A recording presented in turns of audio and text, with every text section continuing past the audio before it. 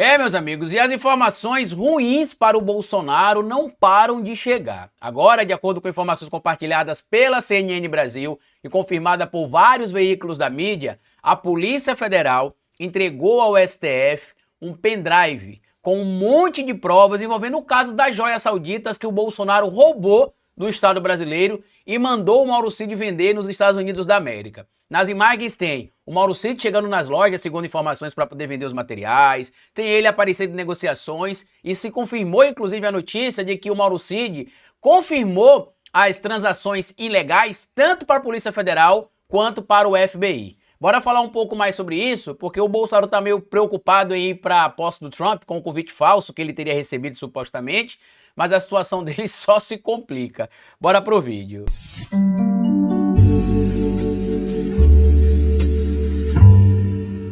Pois bem, meu povo, a situação do mito de Barro só se complica. Agora a gente já sabe ali que o Bolsonaro tem mais provas juntadas pela Polícia Federal contra ele, inclusive, por ironia do destino, um pendrive, né? O Eduardo Bolsonaro, inclusive, que durante a Copa de 2022 viajou para o Catar para poder levar pendrives para denunciar a ditadura do Brasil. Agora o Bolsonaro tem complicações contra ele, apresentadas pela Polícia Brasileira, pela Polícia Federal, para ser bem específico, apresentado inclusive em pendrive. Material publicado na CNN Brasil, assinado pelo Elijonas Maia. Tá aqui, ó.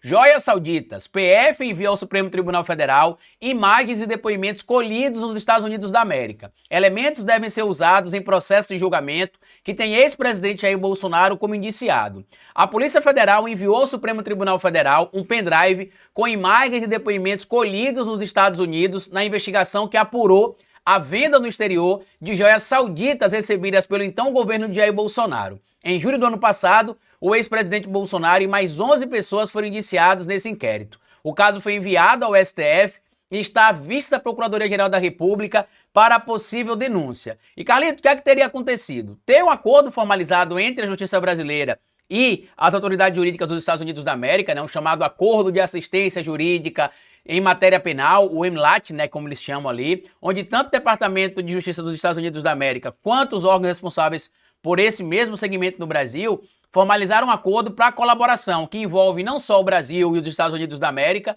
mas outros países também. Na ida que a Polícia Federal foi ano passado nos Estados Unidos da América para poder saber, né, onde é que o Bolsonaro teria mandado o Mauro Cid vender essas joias, o que teria acontecido, os agentes da Polícia Federal, inclusive com suporte do FBI também, visitaram as cidades de Miami, Orlando, Nova York e Wilson Grove. E aí a Polícia Federal, para poder chegar ali nos lugares que se teria em tese acontecido as negociações, eles acabaram seguindo ali as orientações passadas pelo Mauro Cid, tanto que tá aqui, ó. Os policiais foram em lojas onde os auxiliares de Bolsonaro teriam vendido os itens valiosos da presidência com a ajuda do tenente-coronel Mauro Cid, ex-ajudante de ordens do presidente. Cid, em colaboração com a Polícia Federal e o FBI, detalhou os endereços e nome dos locais onde ocorreram as negociações. As imagens das câmeras de segurança foram confiscadas para ajudar no inquérito. À época, o material mostra, por exemplo, o Mauro Cid negociando a venda de relógios. A gente já sabe que o Bolsonaro tem culpado o Cid dizendo que ele fez o que ele fez porque ele quis, por vontade própria. Mas vamos ver a CNN noticiando isso aqui, meu amigo, porque isso aqui é algo importante para a gente comentar, porque complica ainda mais a já complicada situação do Bolsonaro agora no início de 2025, já que tudo leva a crer que ele já será condenado ainda em 2025 pela tentativa de golpe de Estado, tentativa de abolição violenta do Estado Democrático de Direito e também a organização criminosa. Vamos ouvir aqui o material da CNN Brasil, do programa Bastidores CNN. O link vai estar no comentário fixado, inclusive, para vocês acessarem, tá? A Polícia Federal enviou ao Supremo Tribunal Federal um pendrive com imagens e depoimentos colhidos nos Estados Unidos naquela investigação que apurou a venda de joias sauditas recebidas pelo então governo de Jair Bolsonaro. Quem traz as informações é o Elijonas Maia, que acompanha esse caso. Elijonas, conta pra gente o que tem nesse pendrive.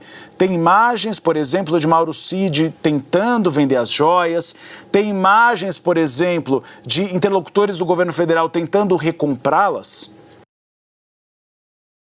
Eu pausei aqui porque sim, né? Aparentemente essas informações aí que o Gustavo Uribe perguntou ali, Jonas Maia, estão nas imagens, né? Tem material que a gente ainda não tem acesso, mas muito em breve é provável que o ministro Alexandre de Moraes também suspenda ali o sigilo e a gente passe a saber ali mais coisas que complicam o Bolsonaro, né? Porque a gente sabe que ele tem negado aí com frequência que se o Cid vendeu alguma coisa foi por conta própria, que ele nunca mandou o Cid vender nada, sendo que na prática o que a gente tem é o oposto, né? A gente tem materialidade, ou seja, provas de que o Mauro Cid agiu a mando do Bolsonaro e não por livre e espontânea vontade. Tanto que, como a gente já sabe, o Mauro Cid confirmou e provou que parte dos objetos que ele vendeu, o dinheiro foi passado para o Bolsonaro e tem uma troca de mensagens que a gente já mostrou aqui, inclusive, é uma viagem que o Bolsonaro teria feito ainda lá, se eu não me engano, ou foi para o Catar, ou foi para Dubai, foi algum país lá do Oriente Médio, eu não lembro de cabeça exatamente o país, e que ele teria recebido de presente o Patek Philippe, se não me falha a memória,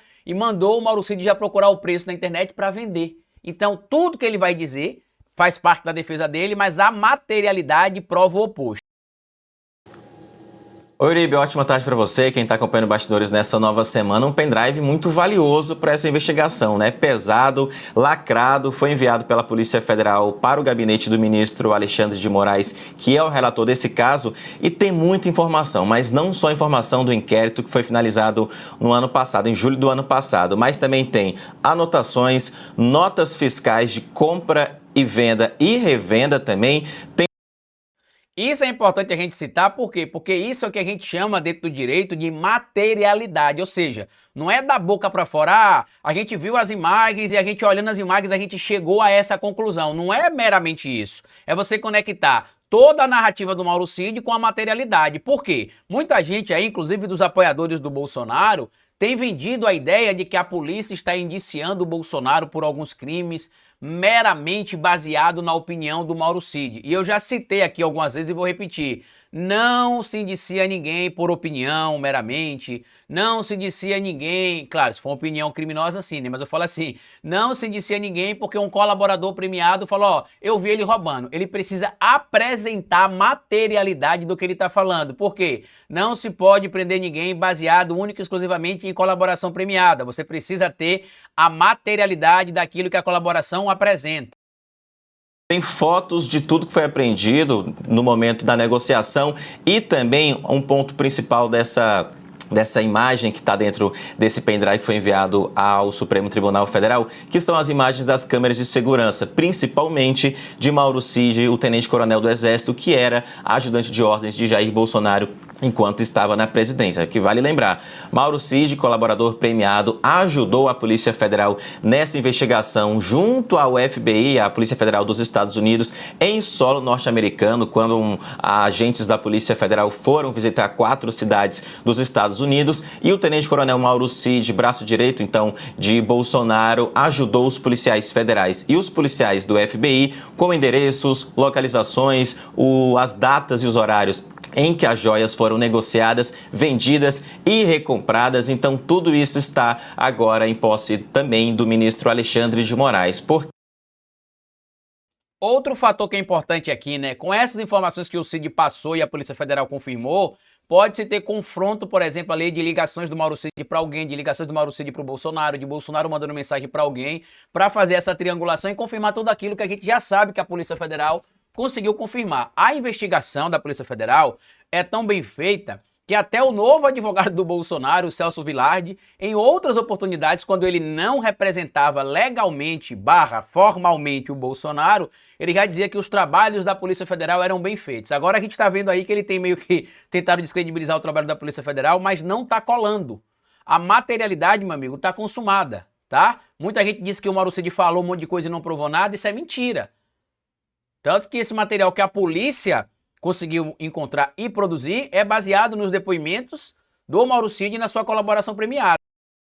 Porque no ano passado o caso foi finalizado pela Polícia Federal, Jair Bolsonaro foi indiciado, Mauro Cid também foi indiciado e outras 10 pessoas nessa investigação que apurou e apontou venda ilegal de joias do Brasil, da presidência, nos Estados Unidos. Joias essas que foram até recompradas e devolvidas para a União. Mas a investigação da PF apontou uma organização que vendeu essas joias, então houve esse indiciamento. Onde que está o caso nesse momento? Qual que é o trâmite? O caso saiu da PF, foi para a Procuradoria-Geral da República, a PGR, e que por conta do Supremo Tribunal Federal que pediu esse aval da PGR, o caso está nesse momento. Como que fica tudo isso? Qual que é a importância?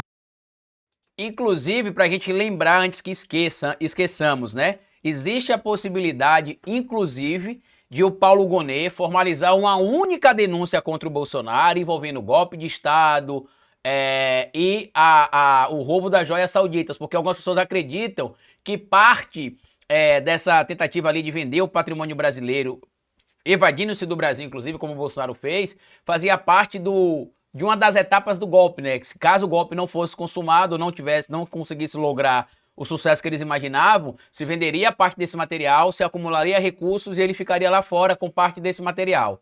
Vamos ouvir o resto que o Jonas Maia vai falar aqui agora.